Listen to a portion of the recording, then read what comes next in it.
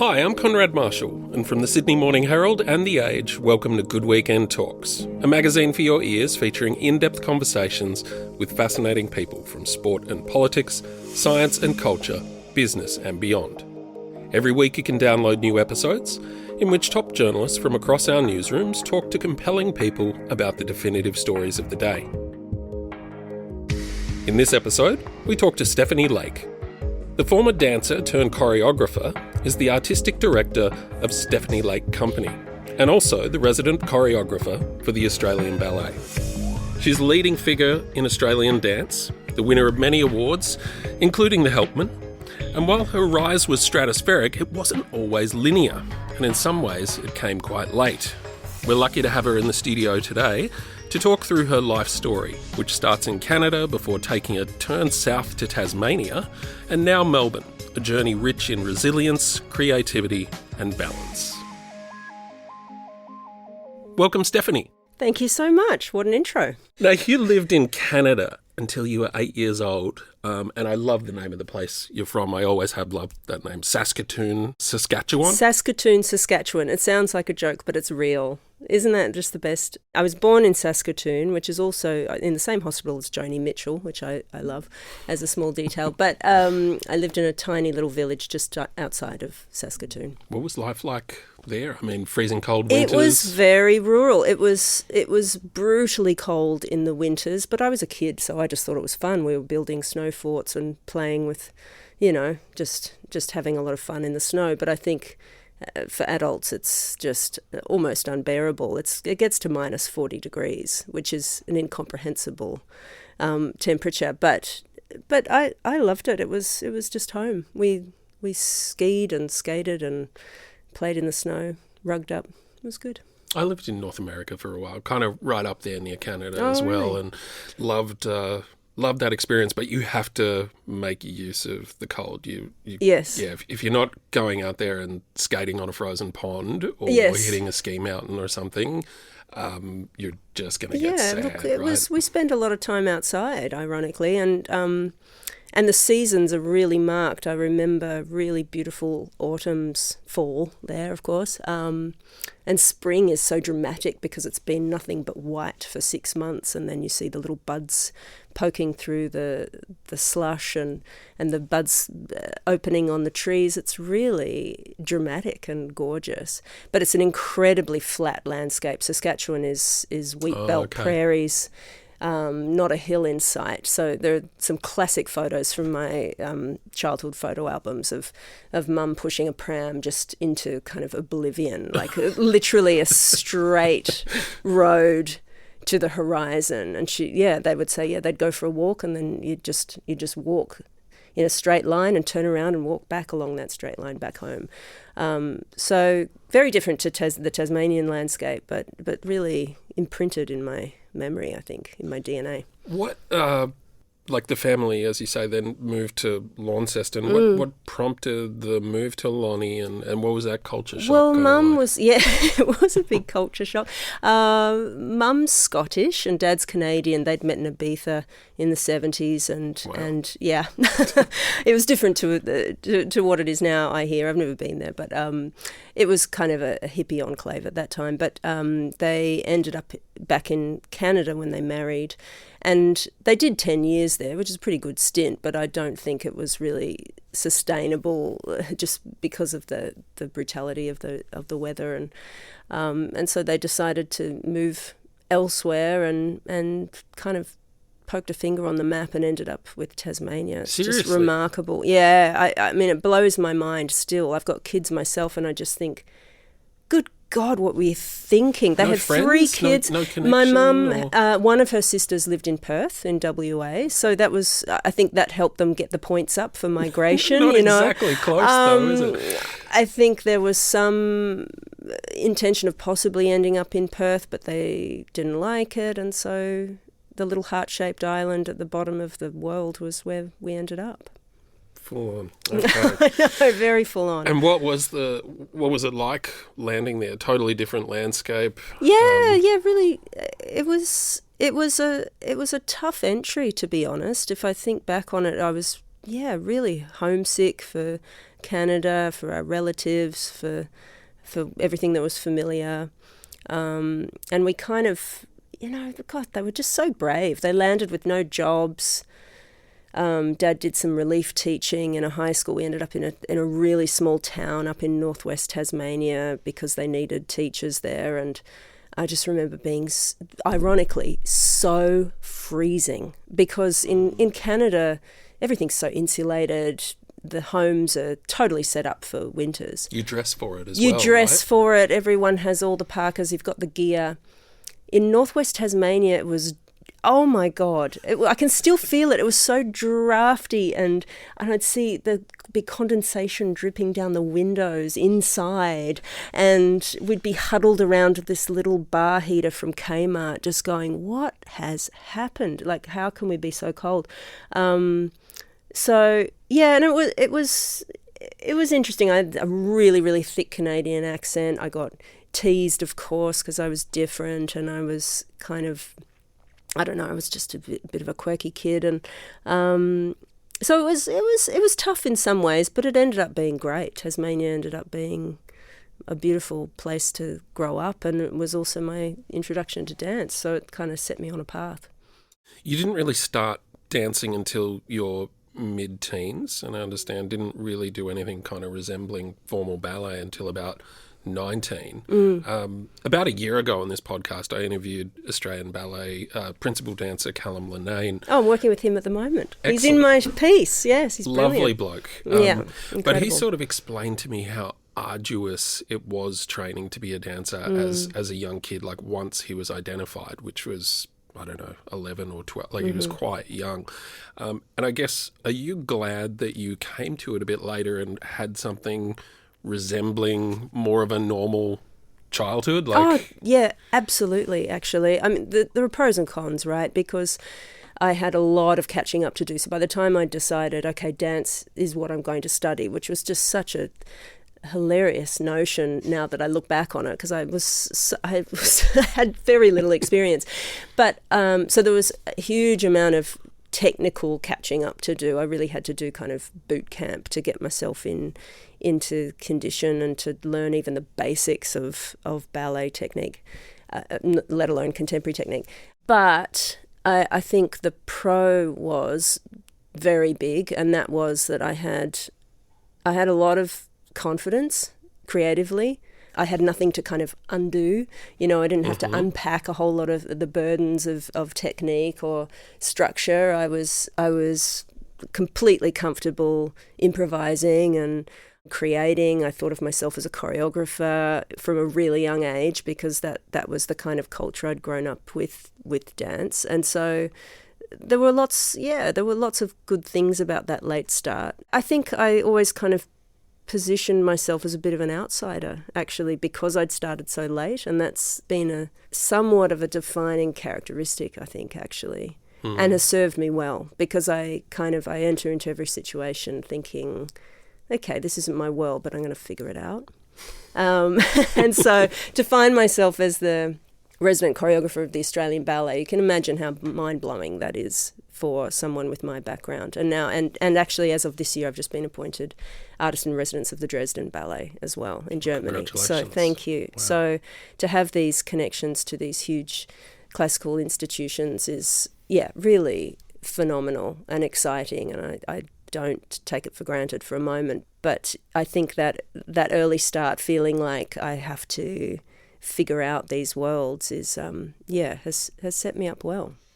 I love asking athletes when I interview them what it is they love about what they do, like physically, whether it's the act of kind of playing football or hitting a tennis ball. What is it they love, the joy they get out of that performance? So reframing it for you, I can't help but think of that scene in the movie Billy Elliot, where the sort of snooty selection panel asks him how it feels, and he's like, electricity, when he dances. Beautiful. What did it feel like for you when you began dancing? Like, what did you love about it? What do you love about it still? I love almost everything about it. I love the way it takes you out of your brain and puts you in your body in such a tangible way. I love feeling slightly out of control and off balance. I love a feeling of discovery, like you're experiencing a movement for the first time and you don't know how it happened and how to reproduce it. And I really, really love dancing with other people. And I do miss that a lot. I'm not performing anymore, but I get that thrill from choreographing and being in the studio with the dancers and creating movement with them. But I can viscerally remember that feeling of being in such close contact, that intimate trust of working with other dancers and literally having their physical safety in your hands, or throwing your weight into someone else's arms and having them catch you, or to be lifted, taken off your own feet, off your own centre of gravity. It's kind of an ecstatic state, actually. You mentioned collaboration there, and that dovetails quite neatly into my next question. You grew up in the Baha'i faith. I hope I pronounced that correctly. That's right, yeah. A religion with the catchphrase unity in diversity, including this sort of emphasis on group experience. I believe you even went on a year of service after high school to Canada, Hungary and Israel as part of a kind of dance troupe based on this is all the true. faith. Yes. Do you practice? Do you still believe? No. I'm a hardcore atheist now. I've that's in my past, but I was really devout. I was a very devout Baha'i when I was growing up. I mentioned my parents met in Ibiza. They were hippie searchers, spiritual searchers in the 70s, and my dad discovered the Baha'i faith, and we were all raised in that religion. And it was a huge part of my identity when I was growing up and in my teens. But no longer. My religion is art and nature. Yeah.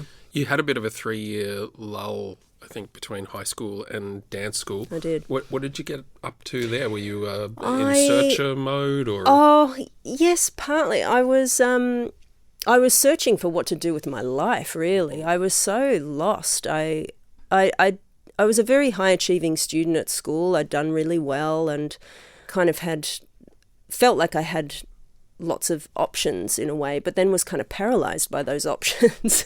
It felt like, well, I don't love anything in particular, and I really didn't know what to do. And I felt like all my friends were so clear about what they were doing. They were all off to uni and studying international relations and doing, impressive things, and were so clear about it. And I was just really adrift. Yeah. So I spent a year working in a sandwich shop and in the deli at Coles and just earning some money. And my goal was always to go overseas and do this year of service, it was called, under the Baha'i framework. So I was saving up for that. I had some intention in that direction, but I was really just I had no idea what I was going to study or what I was going to do for a career.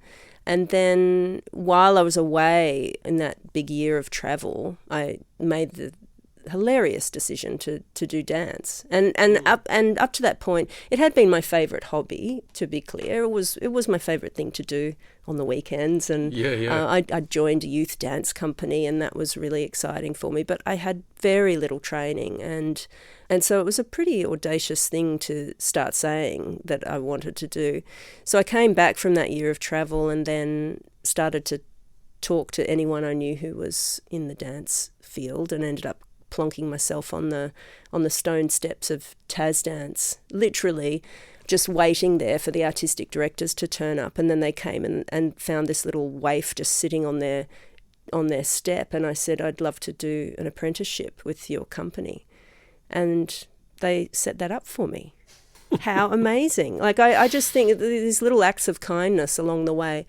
So that year after travel, I ended up doing almost a year of apprenticeship with Tas Dance. And it was intended that I would kind of just be hanging around the edges and maybe doing a bit of class and that kind of thing. But I ended up performing with the company. I ended up touring with the company. I ended up leading workshops. So the directors of the company were kind of bonkers, but the experience was really valuable. And then that's what led to me auditioning for VCA in Melbourne. It's amazing how those little acts of kindness or those moments of luck or just can change a life, can't they? Luck and pluck, I would say. Yeah. Because I'm kind of amazed at my young self just turning up on that doorstep, actually. And there's been a bit of that since then. It's been luck and pluck all the way, but I got myself along to that doorstep. But yes, they were very generous in opening the door.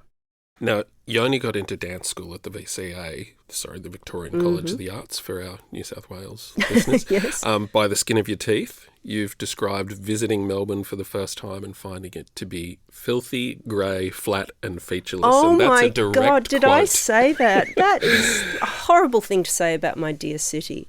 But that is true. That was my first impression, yes. You also kind of, once you were there, you barely passed at times, had to really fight to kind of graduate. I believe you might have even failed ballet as a subject. It sounds like an incredibly tough time, not just kind of academically, but personally. Or... Yeah, it was a mixed bag for sure. My first year of study was really it was a really difficult one for me, because I'd come from this background. The dancing I'd been doing in Tasmania was very free, very creative. We were very empowered as kind of young artists in this youth company, Stompin', and so that was my background. And I came in to VCA, and I just found it so confronting having to just follow these very codified techniques. I felt restricted. I felt restrained. I really disliked having to look at myself in the mirror all day, every day. I found it very... I really questioned it. I felt like it was a very narcissistic pursuit. Like, Why am I doing this? What good is this doing in the world?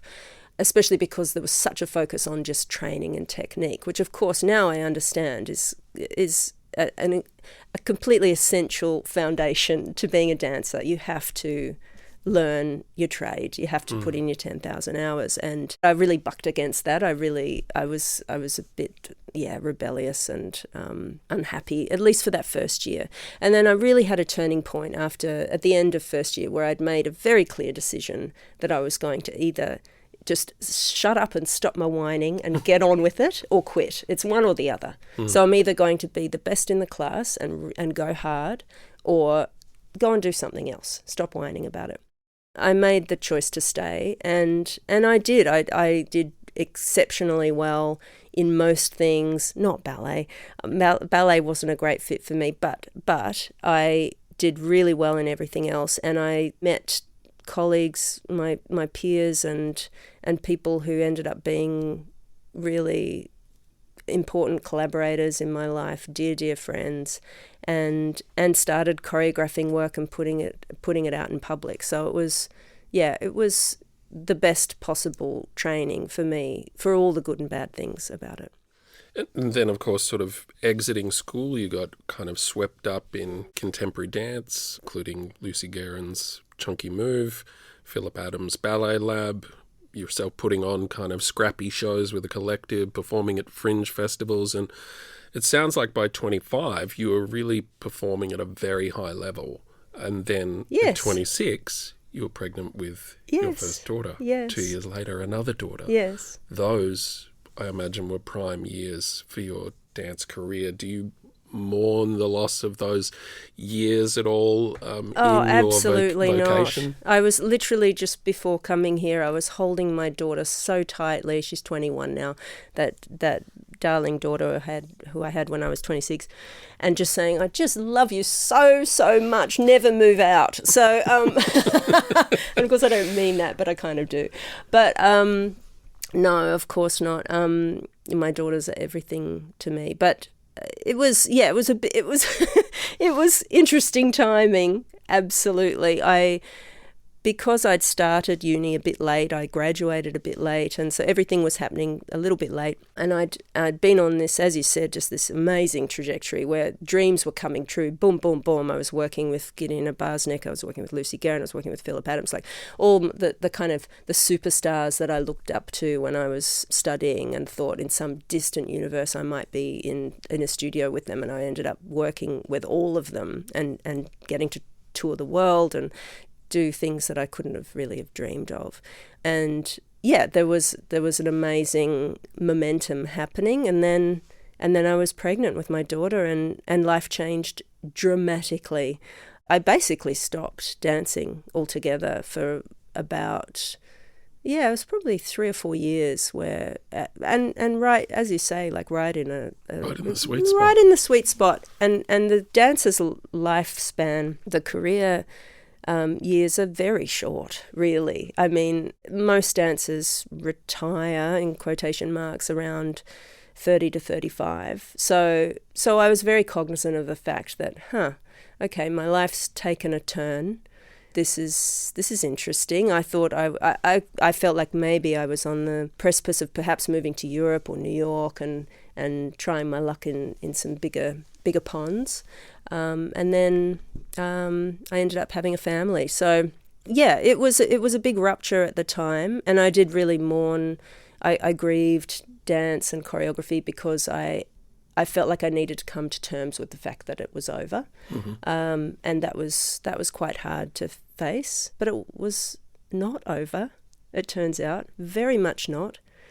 There was a very incremental, gradual return to dance that has ended up with me now here with 2 grown daughters and this astonishing career. So I still pinch myself. It's unexpected. How did you feel about the switch from dancer to choreographer? I always wonder how that goes for people in other endeavours, whether it's sort of player to coach or even writer to editor. True. Yeah, well, it's different for everyone. For me, dancing and choreographing were never separate. I've been choreographing as long as I've been dancing, and you could probably argue that I've been choreographing longer than I've been dancing because I was bossing my sisters around and getting them to be in dances, and when I was very little, and I have memories of making up dances at home when I was very small. So there wasn't ever a time where I felt like I had to make a decision and leave dance in order to become a choreographer. Because I was working in a kind of fluid way between lots of choreographers and lots of companies, there was downtime where I was able to would always use that time to be making shows. So I realised not so long ago that next year will be it'll be 30 years since my first public dance that I'd choreographed where there were ticket buyers. Wow. So I'm quite proud of that. That's a decent stint. So there was never really a decision to become a choreographer. It was more like a decision to focus on choreography. So when I was in my early 40s, I decided to hang up my dance shoes. Actually, it had been quite a few years before that I decided to hang up my dance shoes, but then I broke my arm in the middle of the opening night of that show. I'd made this decision that it was going to be my last show as a performer, and then I literally, I was in hospital getting a cast on, and I thought, this isn't how I go out. No way. This isn't the last one. And then I ended up doing many more years after that because I got the bug again, and I ended up doing about 3 more Lucy Guerin shows after that. But yeah, at that point I was already touring my own works internationally, and things were really taking off for me as a freelance choreographer. Your partner, Robin Fox, is a sound and light artist and composer. Yes. Who has collaborated on many works with you. What's that like? It's working the best. Together. Yeah, it's so awesome. Not fraud at all? No, love it. It's the best. Yeah. We've got a good groove going on. We collaborate a lot. Virtually every work I've made since I've met him has been together, with the odd exception. So that's a pretty good track record. We've been together 15 years now, and almost instantaneously we started working together, but it happened in this really organic way. Like he'd just come in to watch a bit of something that I was working on with 2 dancers. I was working on a duet at the time, and I was just in the studio going, just clicking out this count because I didn't have anything. I just needed the meter for the dancers. And he said, "Do you want me to? I can kind of whip something up for you if you want. Would that be better? So you don't have to do the." And I was like, okay, yeah, sure, go for it, fine. And he ended up making this great track that just had such, it was literally just like a techno pulse, but it was the texture of it, and it was so simple but clean and gorgeous. And that was literally the beginning of our collaboration. And now we've made some huge shows together in the last few years. Particularly, we're just getting more and more ambitious with what we're doing, and have started to work overseas. And it's been really wonderful. But this is just a small part of his many faceted life. He's literally opening the MESS, which is the Melbourne Electronic Sound Studio in Fed Square, the living museum of electronic music instruments. So yeah, he's a busy boy, but we work together very well. You formed your own company, as I mentioned before, back in 2014. I'm always full of admiration for people who do that, who kind of back themselves to go out and build something new, because it sounds so bloody terrifying to me. What was that like, hanging your own shingle? Oh, look, I'm glad I was as naive as I was at the time, because if I'd known what was involved, I never would have done it. It's madness, and you're right, it is terrifying. It's best not to think about it and just think of it as a very small step. So I was lucky that I was working with a producer at the time who just almost quite casually said, I think it'd be good for you just to, formalize it and call it a company, and we can look after the paperwork for you with that, but it will just help with, just giving it a bit more gravitas. I was like, oh, sure. Like, it really was it felt very simple. It just seemed like almost like an administrative thing at the time. Yeah. And I think that was actually really fortunate, because I don't know if I would have had the guts to do it if it hadn't have been proposed so lightly. To be fair, I have always had a dream of having a company, of making bigger works, and particularly of having some kind of framework that could support emerging choreographers, other artists, something much bigger than myself. And I'm inspired by people that have done that. But I probably thought that was more in the future, not at the point that it did happen. But there was good momentum happening at that time, 2013, 2014. That's when I was starting to get invited to tour my work internationally. I was getting commissions from other companies. It was really taking off, and so it did seem like a good time. But also, I remember distinctly in around 2012, 2013, wondering if it was time to wind it up, because at the same time things weren't, there were kind of a few disappointments, things weren't really happening. I didn't feel like there was really a reason to keep going, that maybe I needed to listen and just gracefully step aside. And I felt really sad about that. I really remember that feeling of going, no, I think it is time to wind it up. So to go from that to then starting the company and just taking that chance and going, okay, all right, let's do it, see what happens. And then to be here 10, 11 years later with something I could barely have dreamt of is really astonishing. And of course, last year, as I mentioned earlier, you were appointed resident choreographer for the Australian Ballet. That must have felt like some kind of vindication after this very zigzaggy career. Oh my goodness, I can't tell you. It was absolutely gobsmacking. So the amazing David Hallberg, who's the artistic director of the Australian Ballet. I think we've had him on the podcast as well. I'm sure you have. Lovely American fellow. Amazing person. He was supportive of my work. He'd commissioned me to make a short work for the company. We talked about making something bigger in the future. And then he'd called me in for a meeting. He just sent me a casual text and said, do you have time for a meeting sometime this week? And I actually I just had this instinct that something was wrong. And so I put it off. I was like, I'm pretty busy this week. How's next week? And I don't know why, but I just wanted to put it off because I thought that there was some issue. I actually thought that he was going to tell me that the major commission had fallen through, that actually they'd had a change of heart and they'd decided to pull that one. And so I delayed that meeting, and And I even asked, is there something we can do over the phone? He said, no, we really need to meet face to face for this one. And I thought, oh shit, it's really bad. It's really bad.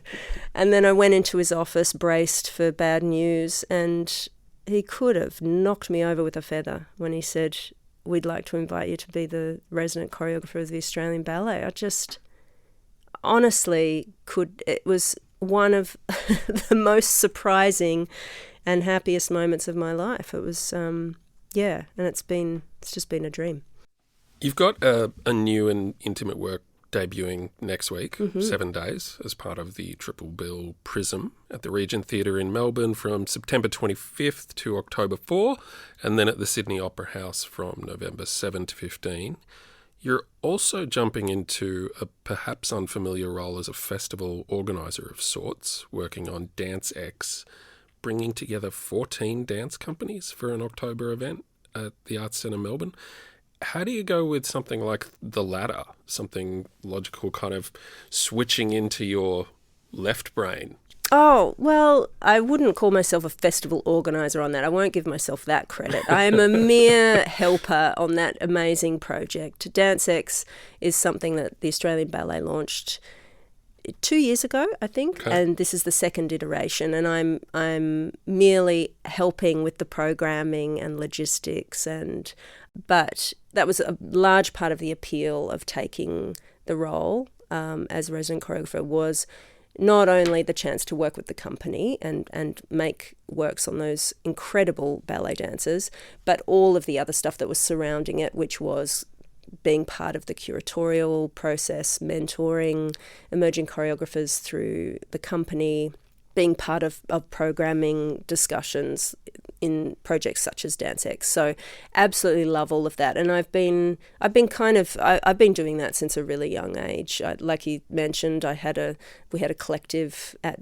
VCA called Trike, and we put on our own shows. And it's been that kind of spirit of community and collaboration since the beginning. So this is very much in my wheelhouse and something that I feel very passionate about. I enjoy it as much as choreography. I read a profile of you last year, and it described a morning of rehearsal ahead of a production called Circle Electric. And the scene painted in this story was of you kind of giving these questions to the dancers, this whole list of questions that they had to go away and consider. I want to put one of them to you. It was a direction. You called on each of them to list 3 things you've felt today. I'm mindful that it's only noon right now, but would you favour us with 3 things that you've felt today? Oh, gosh, okay. I've felt deeply tired.